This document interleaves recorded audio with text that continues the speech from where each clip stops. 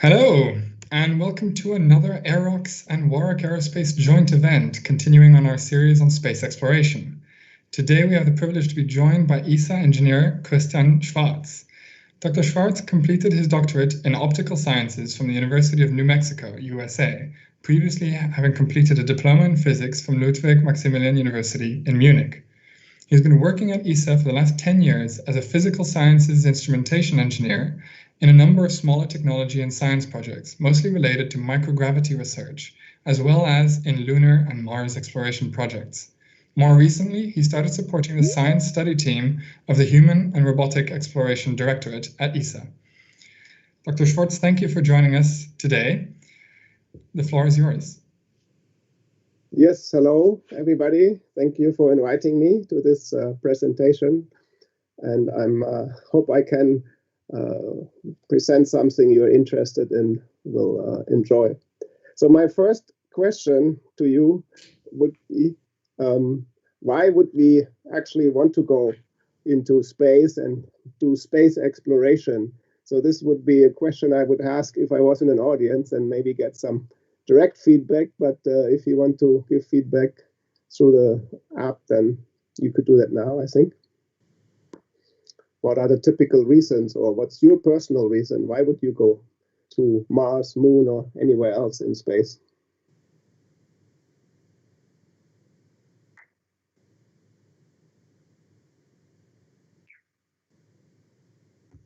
I think as we wait for the audience to fill in the box, I think we can possibly have a discussion, you and I. I suppose one of the big reasons is to see if we have any life.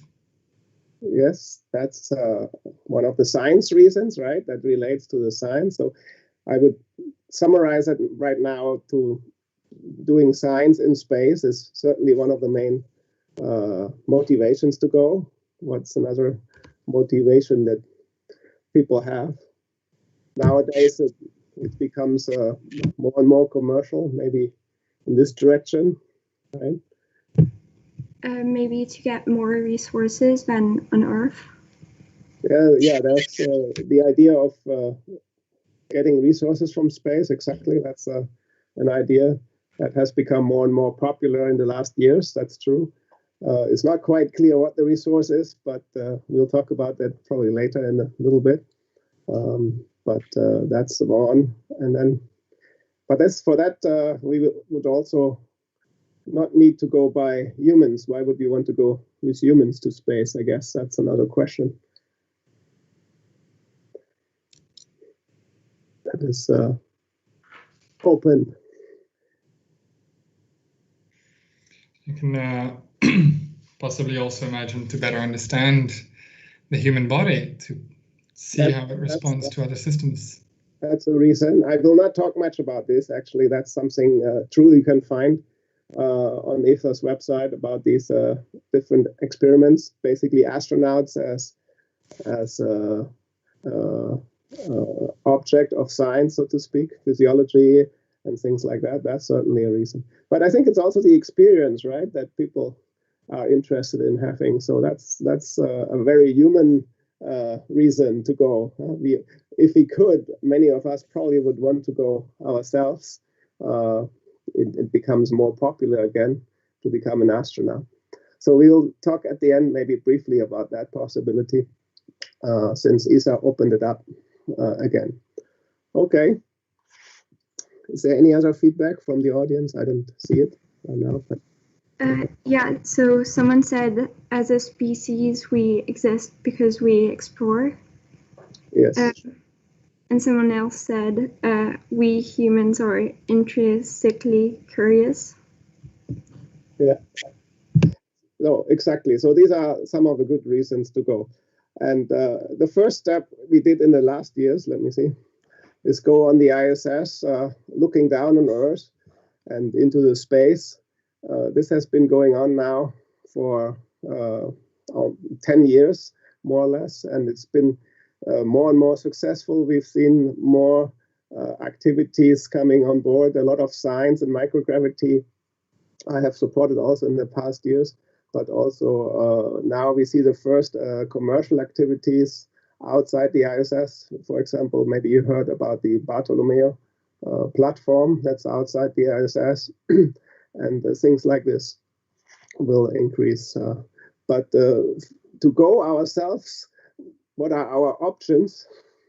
Well, if we look out, you all have seen the moon. So the moon is the close by planetary object that we would like to go back to. We all know that Apollo science and missions happened in the 70s. So this is something we want to connect to again and find some more permanent place there.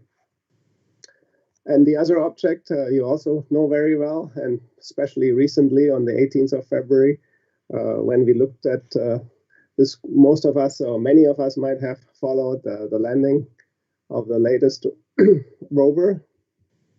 Here's a picture that you probably all have seen by now.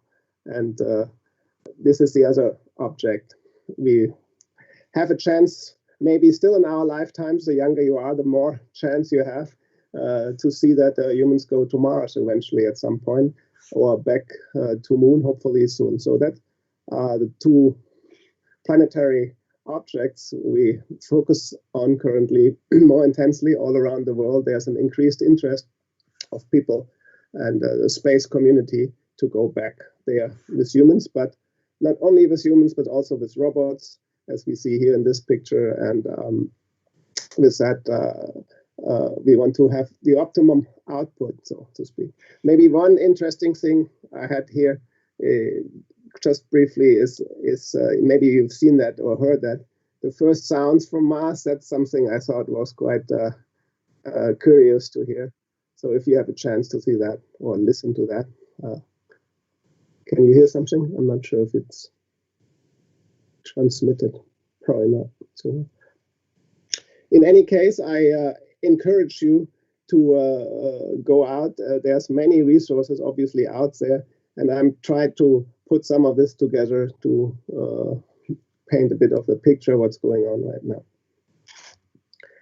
Of course, one of the reasons to go to Mars is maybe for some people that Mars is, in a sense, closest to Earth, in the sense of that it has some kind of atmosphere.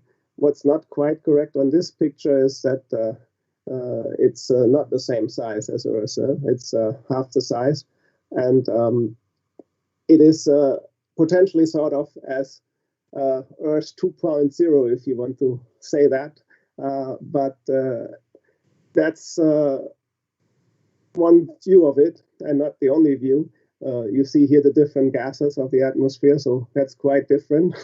We have a lot of carbon dioxide on Mars, and we have much less on Earth, and it's already too much. So you know that this is not good, but we will potentially be able to bring some systems to change or help for us to survive in this atmosphere. But then again, let's have a quick look how many missions to Mars have happened already. And you see there have been many, many efforts. I did not count exactly how many these are, but this is a summary of all the efforts to go to Mars. And if you notice and you look closer to this graph, you will see that many efforts also failed, especially in the beginning. So going to Mars is not as easy as it seems nowadays, but NASA has managed to send now 5 rovers on the surface of the Mars, and so that's quite an achievement. But still, going to Mars is quite hard, and especially for people, it's not that easy to go. But still, it's a goal. And here you have some of the conditions if you want to go there on Mars. There's, I already mentioned one, that's the atmosphere. That is different than on Earth. So then, of course, the gravity is a third only than on Earth. So that's another thing to think of. That can be an advantage, it seems, in the first place. But it could also be a disadvantage if you stay longer there. It will have an impact on the human body, your muscles and your bones will be less used, and this will lead to some degradation if you do not do proper exercise, as you might have heard before. Another important number is to look at of Mars is the temperature, the average temperature. So here we have minus 133 to plus 27, which is quite a range. But if you see later, it's not as different as Moon. Moon is even more extreme than that. And we'll talk about that briefly in a minute. So from this, it appears that it is maybe close to Earth, but still quite different. What's interesting for Mars also is that the cycle of day and night, as you probably know, is close to the one of Earth, and this will be also very different on Moon. So, but maybe that's another interesting feature here to understand the difference also between Moon and Mars. I don't know if you've seen this, but if you simulate the speed of light around the Earth, that's how long things take. But if you go to Moon, it might take already a bit longer. But now I think that's the most important part to watch. So just the light to go from Moon to Mars will take much more. And with that, of course, the communication between us and somebody or some robot on Mars will certainly be more complicated. So you will require more autonomy on Mars than you would need on Moon, for example. And also, if you needed some help from your ground support, it would take you longer. And this is, of course, even worse from other distances. So that's why recently the space community, and there's something called the vision that different space agencies have come up with internationally, that now the plan is basically before we go to Mars, we better practice on Moon. And some of these things that we will do, especially in the context of ESA, is kind of a summary in this slide here. This slide tries to show how the different missions would fit together. So on the very left, we have the International Space Station, as it's now in low Earth orbit operating.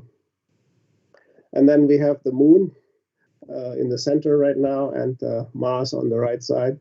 Obviously, that the distance is not to scale here. We are just looking here schematically. And what you see here is there is some, and you have maybe heard about that, the Orion, the European Service Module, is the spacecraft that's supposed to bring eventually humans to the surface of the Moon. And it's been in development. There's some real hardware. There's been a first flight test without humans on that. And it will go on a mission to Moon. And this is driven by NASA in the Artemis program. You've heard of that maybe. And the other part of that is the Lunar Gateway that you see here. I don't know if, can you see my mouse, by the way? Can I move this?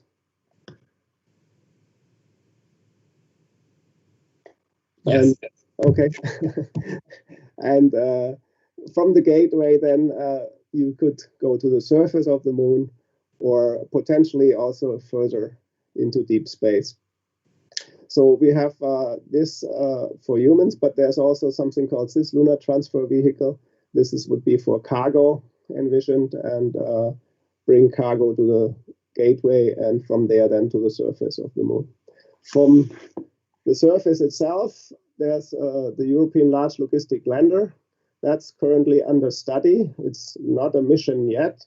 It was decided in the last ministerial conference in end of 2019 that this European Large Logistic Lander should be studied in more detail, followed on many other studies under the name of Heracles, maybe you've heard before.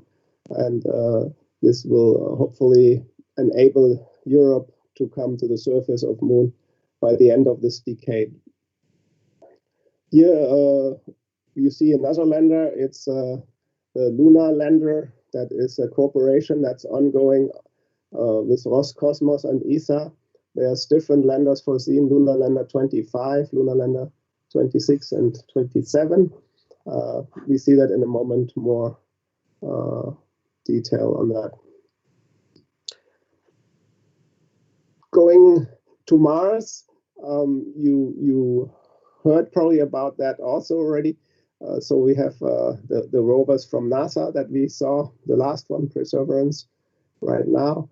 But ESA has also planned to land a rover, the ExoMars rover. It will hopefully land in 2022. And on the surface of Mars. Right now, we already have the Trace Gas Orbiter since 2018, and it is circling the Mars surface and has already brought some interesting information about the atmosphere of Mars. There's many different questions connected to that. Most recently, this month in February, there was, or the last month, we already March, in February, there was a paper on that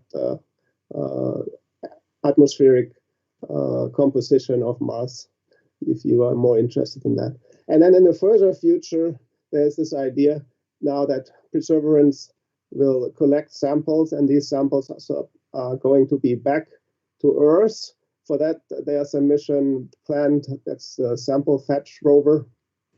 And in that context, there's more activity needed. There's 3 launches required. The Sample Fetch rover, and then there's here another spacecraft in the orbit that will pick up the sample from the surface and bring it on the spacecraft that will bring it back to Earth. But I will not talk about this in more detail. I just wanted to mention that this is also ongoing and in planning for the future. So coming back to Moon, which is now basically becoming, if you want to say, the playground or the test ground for the Mars exploration.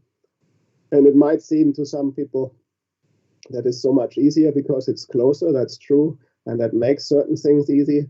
On the other hand, it has its own challenges, its own difficulties to go to Moon.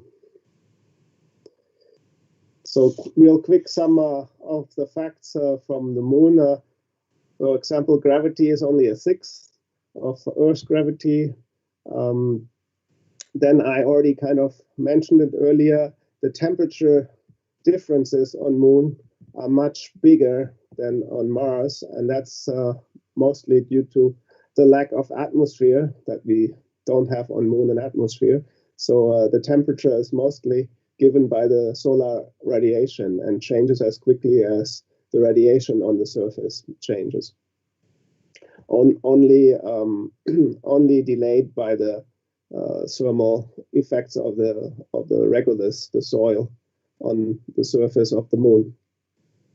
And then another part that is, of course, quite different than Mars, and I also mentioned it already earlier, is the that we look at the Moon always on one side, and what we call the near side, and then there's the far side, which we basically never see from Earth.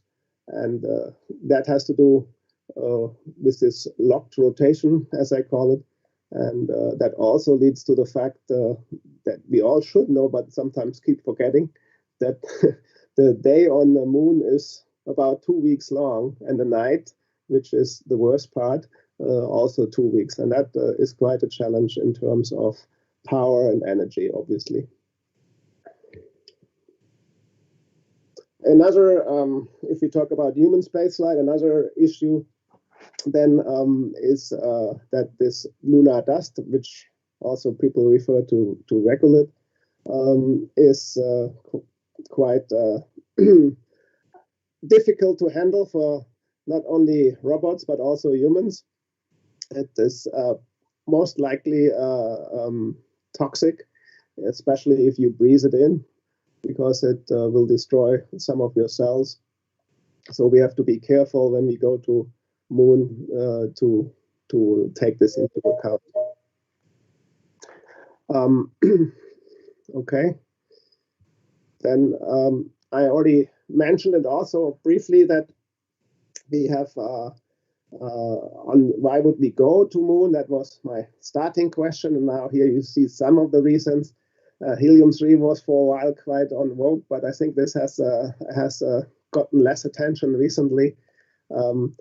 The hydrogen is also indirectly only, and what's left mostly water, ice, and sunlight that has attracted the most attention in the last years. And that's quite easy to understand, right? Water, ice is interesting for a number of reasons.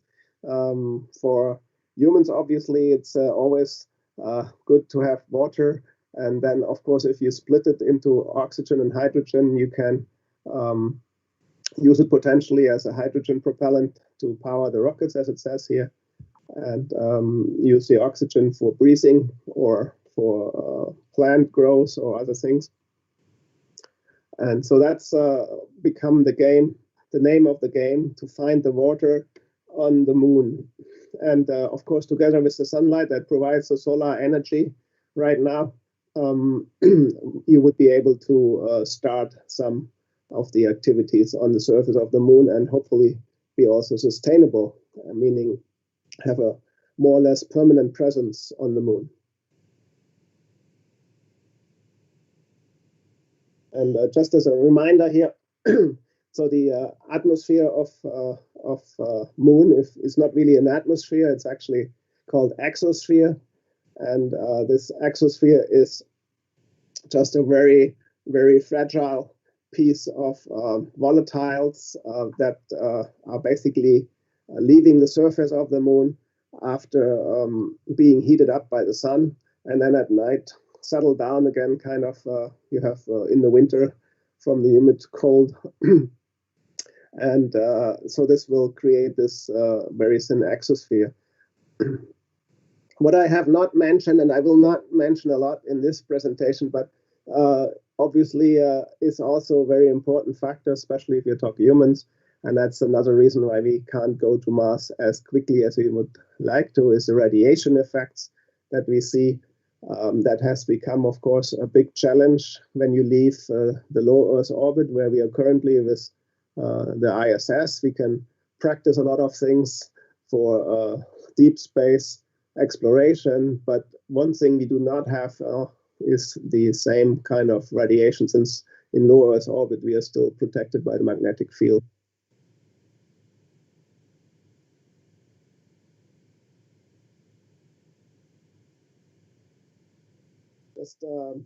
Just a bit of legacy, and you can find all this information also on ESA's website, is the number of spacecrafts to the Moon has been around 50, and there's already 19 landers and 6 rovers since the first days of lunar exploration. And here's a summary of the different lunar missions from the past. And we see here the US has been less active on the Moon after Apollo, and more active now on Mars, but it might change again a little bit now, since, as I said, the Moon is becoming this test ground for exploration deeper to Mars. And I come back here to the surface of the Moon. I had already talked briefly about these different elements we see here. So again, the gateway is ongoing. There has been a memorandum of understanding between NASA and ESA on this gateway activity. and this can be potentially expanded. What's kind of also interesting is the orbit. If you have time to look it up yourself, it's an elliptical orbit that goes around the moon and has a closer point to the surface of the moon and a further point, but it allows us to access more or less any point of the surface of the moon coming from the Gateway. With one of these landers, a European Large Logistic Lander would come from the Gateway, as I might understand that right now, or you go directly like the Lunar 27 lander that we are doing together with Roscosmos. So here's a European Large Logistic Lander. There's a short video we could see maybe at the end, if you're interested on that one, how it is envisioned to land on the surface of the moon. Now, a bit more detail here about the European Large Logistic Lander. It's currently under study for the science exploration, but also from the technology side, how this would look like.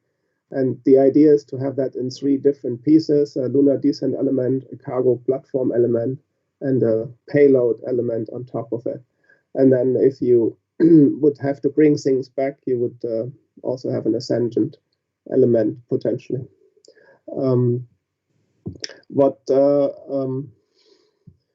What has now been identified in this context are potentially a number of strategic goals that ESA wants to achieve on the moon. And so there was a call for ideas to fill in on these strategic goals recently this summer, what can be done. And it comes down to a number of themes. So I already mentioned the water ice, which is mostly found on the polar locations of the moon, on the North Pole and even more on the South Pole of the moon.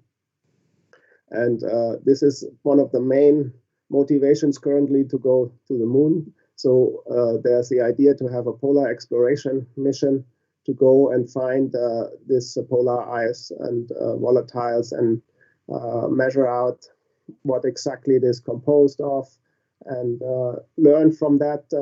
Of course, also for the planetary history of our solar system, because the moon, I haven't mentioned that yet, is basically an open book, so to speak, of the history of the solar system due to its craters that have been recording basically the history of the solar system. And since it does not have the atmosphere, this is not changed over the years.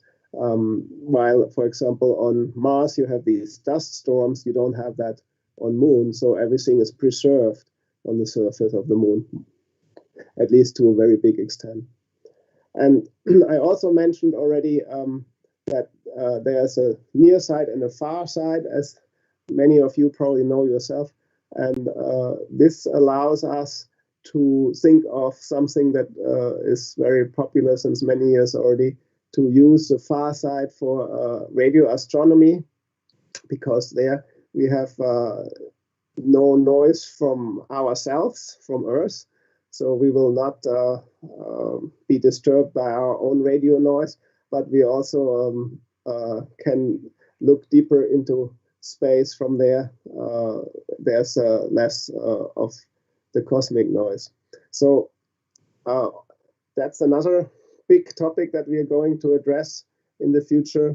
And then, of course, the geology of the moon, as I briefly mentioned, due to the history and how the moon came into place and all these questions connected to that. And then we also think of what's called an ISRU mission, in situ resource utilization, that not only, of course, we already mentioned it now several times, take advantage of the water ice, but also the idea is to use the regolith and the different geological materials, and it turns out that some of the material on the moon contains oxygen together with iron, so it's kind of a rust if you want, but it's a different one than on ground on Earth. So there's currently some preliminary experiments here ongoing to find out how you can extract these kind of materials from this regolith and extract the oxygen from there, most of all. Then I mentioned already radiation briefly. In that context, bioscience mission with exposure to the galactic radiation is of course of interest, also in view of future exploration of Mars by humans. And this will be covered to some extent potentially by a bioscience mission, and also a topic that is of high interest is a mission to explore lava tube on the moon. This would potentially be for geological reasons, but also maybe for habitability of the moon. So if you would be able to use that as a place to be protected from galactic radiation, that could be of interest. But of course, it has its own challenges to enter any lava tube on the surface of the moon. Then there's a couple of payloads like geophysics payload or geology that we might bring a couple of times, also not only with one mission, but with each mission in a smaller configuration. Here's basically, again, the summary. So new samples and geology, polar ice and volatiles, geophysics, resource, radio astronomy, environment. It's mostly meant the exosphere here on the lunar surface that needs to be explored and understood in a better way. There's a complex interaction of plasmas that are created by UV light on one hand, or by galactic particles that hit the surface, and the interaction during day and night creates this change of plasma locally, and the bioscience. A quick view on a first concept of this polar mission, how it might look like. So we have a big lander. This European Large Logistic Lander is indeed quite large. It's supposed to have a payload of 1.5, 1.7 tons. So that's quite some payload to fill. And that's been what we've been working on recently to figure out what exactly would go on one of these missions. So potentially for the Polar Explorer, there's also foreseen to bring a rover. What exactly the rover does and how it works is still in discussion, but that's the plan.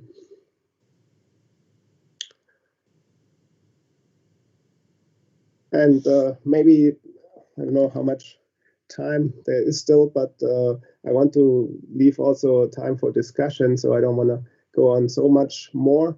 But this is, maybe you've seen this picture. This is basically showing the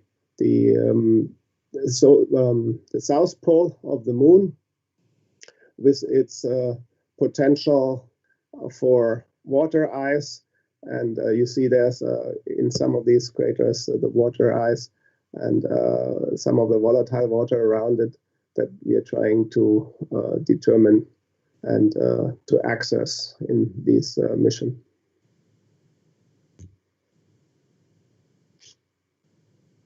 So coming maybe back one step to now how to get there with humans, and I already mentioned that. So there's this Artemis program, and here it shows there's three stages, so to speak, foreseen. The first is an unmanned just visit to the moon and go by Orion spacecraft and round the moon and come back to the Earth and fly by.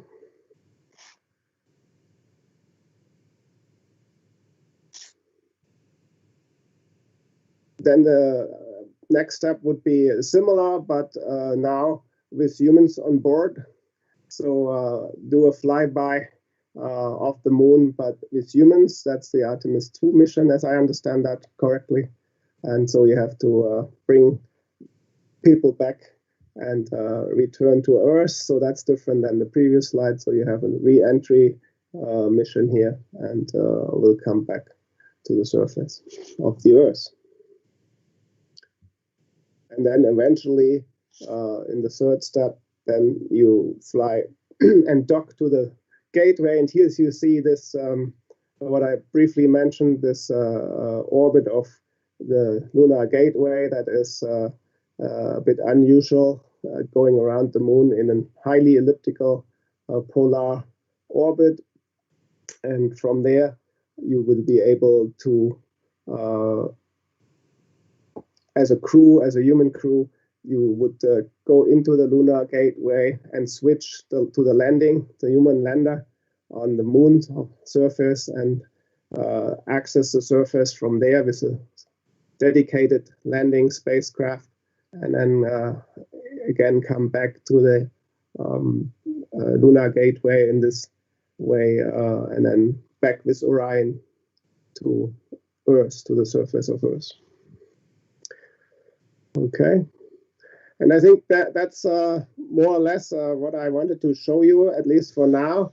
And then at the end, maybe some people before they asked me, there was an announcement of the 16th of February, I think it was, that ESA will recruit new astronauts in the future. And here's the timeline. So the official application that opening starts end of this month and goes until 28th of May.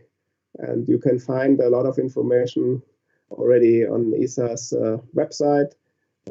If you're interested, then I advise you to go there and look at that, how this is possible for you. Maybe you will stand on the surface of Moon yourself at some point in the not too far future, in the next 10 years, decade. And in this context, there's one maybe last thing. I don't know if you have heard about that. And ESA has a project where we look into the opportunity and possibility for people with disabilities to become astronauts. And so there's no restriction on the application in that sense. And yeah, that would be another, I think, a quite strong statement towards diversity and the workforce of ESA. And with that, I think I want to close for now and keep it open for discussion a little bit if you have specific questions. So that was, I see here, 40 minutes. So I think that's a good time to come to an end for now. Thank you very much. And if you have any questions, let me know. Thank you very much for the very interesting talk. We wanted to know, you mentioned perseverance missions to prepare for a sample return. What's the greatest first thing we might learn from such a sample return mission? Sorry, greatest? What was it? What's the greatest thing we can learn from such a sample return mission? Well, there's many things, I guess, from the sample return missions. I mean, one of the main questions, and you mentioned it right in the beginning, is the question for life, right? Life in space. And so this is one of the main questions. Is there, I mean, it's pretty clear that there's no life in a higher form on Mars. Otherwise, we would have probably seen some direct signs of that. So, but what's left and what's not completely clear is, was there some microbial life or something that was pre-microbial, or maybe only some organic molecules on the surface of Mars at some point that would enable life or have enabled life in the past. So these are, I think this is the question that we all would like to know. And we could come much closer if we had samples that we could investigate down on Earth, because obviously the number of instruments that we would be able to use on Earth is much bigger than the number of instruments we can use on the surface of Mars, even if we have already a couple of instruments over there that are quite powerful, and we'll hopefully have some more with ESA's ExoMars rover also. But also geology and planetary questions are of interest. And in that same context, maybe one thing also is, together with the trace gas orbiter, there's this question you might want to look up yourself a little bit about methane.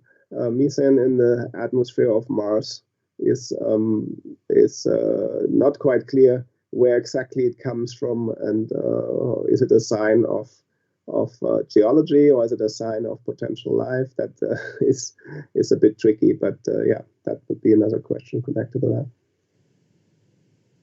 Okay. Fantastic, thank you, and thank you again also for the fantastic presentation outlining all of the incredible activities of ESA and other agencies around the world.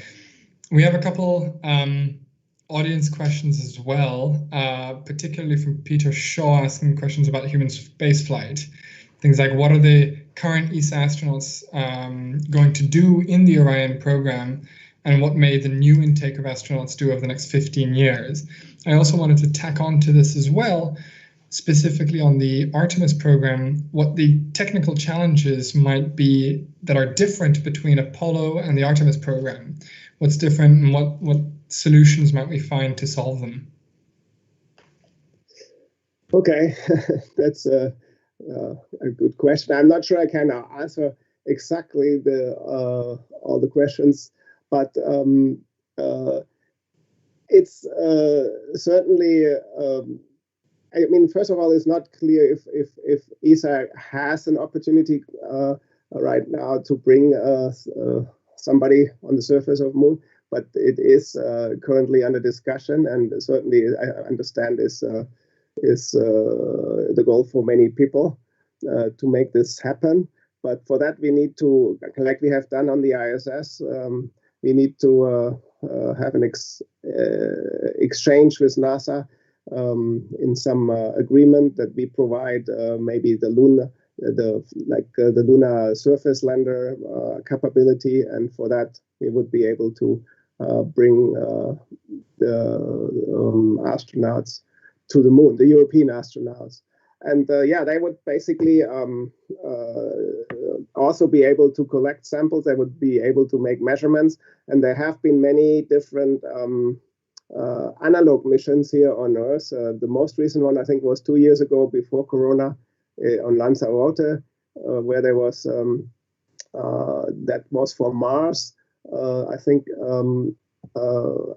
to basically train the astronauts on collecting geological samples. You basically learn a bit to become a geologist, and train them to find the right pieces of stone and rocks. And also they had a course on cave exploration, for example. I mentioned briefly the lunar lava caves that are interesting for many researchers, and also potentially for habitability. So that was another training that they already did with the current astronaut corps. And then coming to the technology questions, technology has obviously changed. Things have become much smaller in many parts, especially, and we all know about the electronic revolution, if you want to call it this way, or Moore's law, where we have reduced the numbers, the sizes for electronics, and this, of course, makes big steps forward in the robotic area, where we see much more autonomous robots in the future, and that is, of course, also what enables a lot of the Mars exploration currently from NASA, that you can have the robot do a lot of autonomous things. Otherwise, this delay I showed of the communication you have due to the distance would not be able to really be taken care of properly. So that's one, I think, main difference, that we have the ability to control things in a much better way autonomously to train the robots. It comes maybe also with surprise that things are becoming more sophisticated, and sophistication is often in opposition with reliability, right? So we have to be careful that we still have these things reliable when we send them into deep space, and there's a lot of effort going on making electronics reliable and things like that. The other thing you might know yourself, Christopher, is that the additive manufacturing has become a quite popular part in technology, also in with the idea to build things on the surface of the moon. I haven't shown in here now, but I have in my backup slides maybe a slide where you can show the ideas that people have to build on the surface of the moon using regular different structures, and this is something that is certainly in this way quite new and promising also, because it doesn't require too many tools to bring to the surface and still be able to create bigger useful structures. At least that's the hope people have. Thank you. We've got another question from Peter Shaw. Will the focus of exploration at ESA be done primarily through landers and satellites, or how much of what you have talked about will be in conjunction with the human spaceflight program? I'm not quite sure I understood the question completely, but so I think it's mostly about whether we will also be sending humans along with the EL3 lander, or that's under discussion currently, and that's what we are also trying to study, which activities are better done by robots and which activities are better done by humans. One example that's been coming up a couple of times recently is, for example, we have this idea to put a seismometer on the surface of the moon, as it's on Mars already, also with InSight. And then there's a question, in principle, for a person, it would be easy to take it down the lander and put it somewhere on the surface where it can do its measurement. Now, if you have to do it with a robotic arm, it becomes suddenly more complicated, that you set this thing down properly and things like this. So that's just one example that shows you that you have to think of different things. But then, of course, if you do humans on the surface of the moon, you have to have a very different set of safety and security regulations and rules.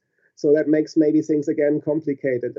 So this is the kind of trade-offs we usually dealing with in many parts of the space agency, that we have to trade off different approaches or different technologies or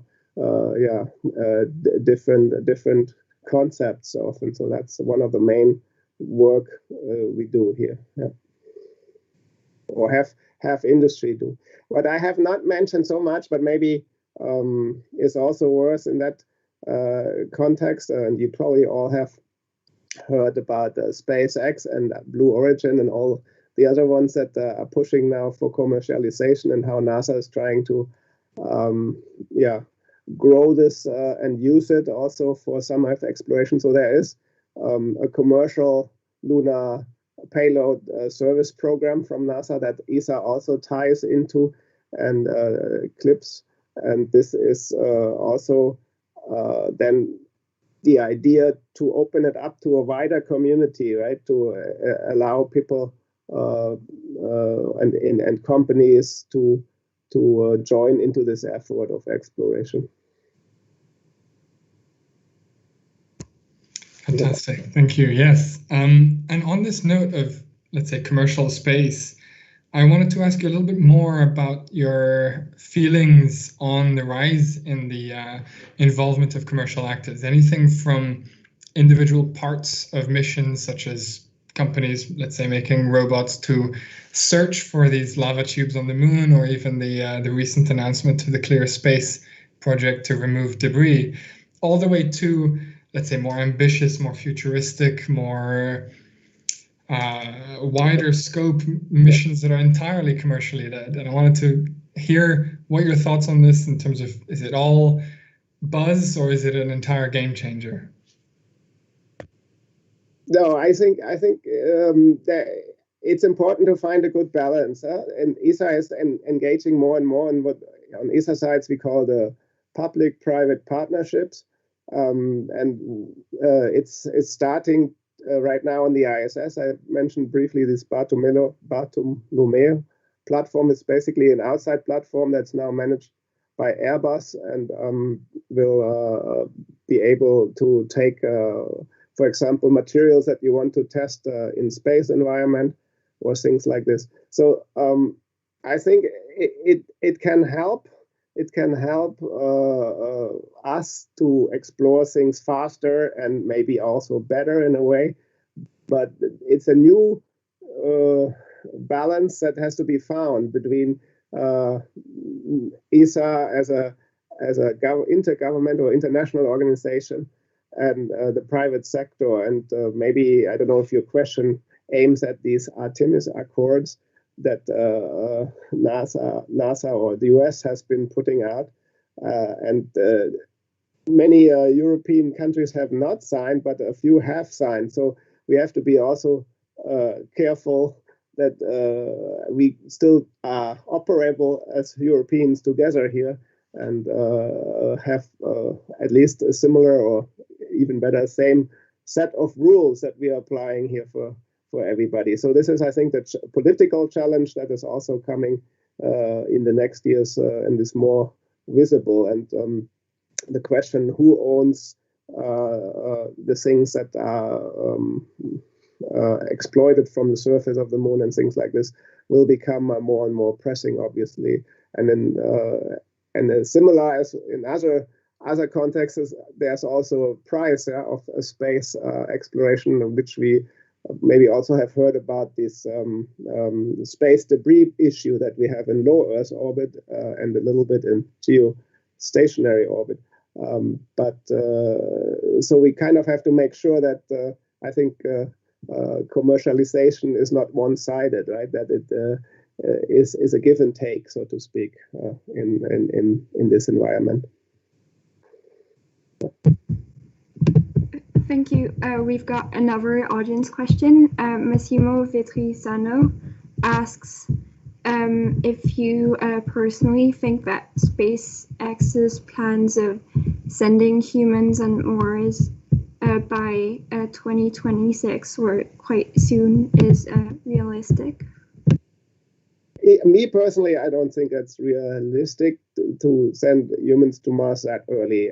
One of the main issues in my eyes is still the radiation issue that is not easily solved for such a long space travel with humans. And you might get somebody there, but I would call it unethical to leave somebody there or not be able to protect them properly for space radiation or other issues like maybe food issues or oxygen issues that you wouldn't be able to bring at that short time. Even SpaceX has to rely on things that are out there, and I think it is a bit ambitious to do it this decade. But I think there's a good chance if there's a political will, depending either in Europe or in the US or maybe even international, with more and more space agencies now becoming interested, that there will be humans in the next decade, so in the 2030s. I think that's a bit more realistic that we see something. That depends, of course, how things going now in the near term, especially also the moon and all these questions we just discussed briefly. So I think it's safe to work on this first and then keep that other in mind. But I don't think we'll see it this decade. That's my personal take. Yeah, thank you. No, and I'd love to sort of steer the direction a little bit closer to what you do as an engineer. And I wanted to pick up on something that you mentioned earlier on about sophistication and reliability and the trade-off between those two as technology gets more complicated. As an engineer, how do you approach solving these questions of reliability in increasingly complex systems? And I'd love to hear about that applying to your work specifically, if you could share those details. That's a good question. Yeah, I'm since I'm, to be honest, at ESA we are, as an agency, right, we are not the typical designers, so we are not designing ourselves directly. So this is, I think, a trade-off decision you have to make. But we got to see the proposals from industry, and we get to see a lot of these proposals. And I think what's happening then is when you see the more proposals and ideas you see, you develop a feeling between what is realistic, what's not realistic. There's still always an element of personal perspective, and that's why we also do these evaluations, usually in a team.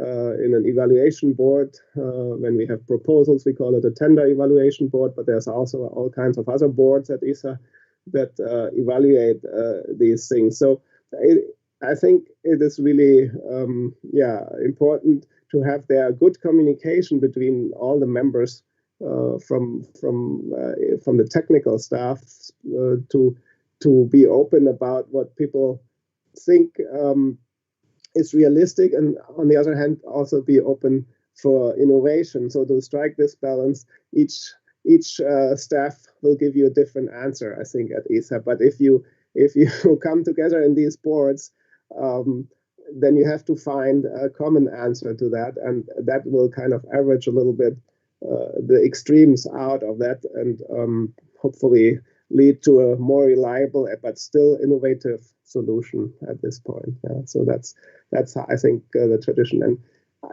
it's important there that as I said, the communication and the culture stays open, and people will be able to speak their mind, so to speak, on technical issues, on reliability issues. So. Thank you. So I think it's getting closer to the end, sadly. Thank you very much for taking the time to talk to us today and for your presentation and discussion. As a closing question, do you have any advice for students wanting to go into the space industry, or who want to go work at ESA maybe in the future? I think what is a bit the common answer or knowledge to that is, as I also just mentioned, it is good to see different sides and different perspectives usually from this space business. So if you have a chance to come to ESA, that's great. If you have a chance to go to industry, that's great.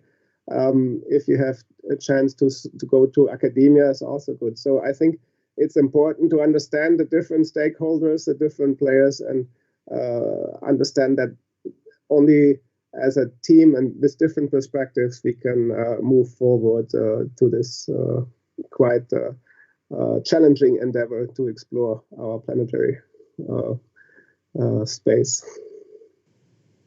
Well, with that, thank you very much once again for your time, and thank you to the audience for these fantastic questions.